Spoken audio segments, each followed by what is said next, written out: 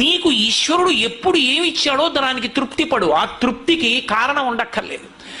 ఆకలి సరిగ్గా లేదని 1000 రూపాయల మందులు వేసుకుని ఏడుస్తున్న వాళ్ళు కోట్ల మంది ఉన్నారు. వేల పట్టున ఆకలి వేస్తోంది, సంతోషించు. దాహం వేస్తే మంచినీళ్లు లోపలికి వెళ్ళక మధ్యలో కన్నం పెట్టి గొట్టం పెడితే ముక్కులోంచి పోసుకుంటున్న వాళ్ళు ఉన్నారు. గుటుక్కు నీళ్లు తాగితే లోపలికి ఎడుతున్నాయి, సంతోషించు. రాత్రి తిని పడుకుంటే పొద్దుడికి కడుపులో పోట్లు వచ్చి జీర్ణం అవ్వక ఏడుస్తున్న వాళ్ళు 1,00,000 మంది ఉన్నారు.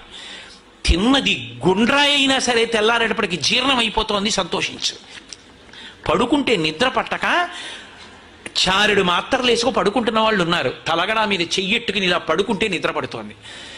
పుస్తకం ఉంటే తప్ప మాట్లాడలేని వాళ్ళు ఉన్నారు. వేదిక ఎక్కి కూర్చుని మాట్లాడడం మొదలు పెడితే గంగా ప్రవాహంలో వస్తోంది, సంతోషించు ఈశ్వరుడి కారుణ్యానికి. కొంతమంది కూర్చోలేని వాళ్ళు ఉన్నారు, కూర్చుంటున్నావు. నడవలేని వాళ్ళు ఉన్నారు, నడుస్తున్నావు. చూడలేని వాళ్ళు ఉన్నారు, చూస్తున్నావు. వినలేని వాళ్ళు ఉన్నారు, వింటున్నావు. ఈశ్వరుడు నీకు ఇచ్చిన దానికి ప్రతి క్షణం తృప్తితో ఓలలాడిపోవాలి. ఎన్ని మాటలు కృతజ్ఞత చెప్తావు.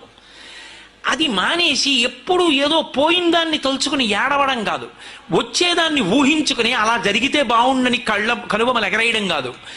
ఇప్పుడు ఇక్కడ నీకు ఈశ్వరుడు వర్తమానంలో ఏమిచ్చాడో దానితో తృప్తిగా ఉండడం అలవాటైతే వాణ్ణి మించిన భాగ్యవంతుడు లేడు. అదే ధర్మం.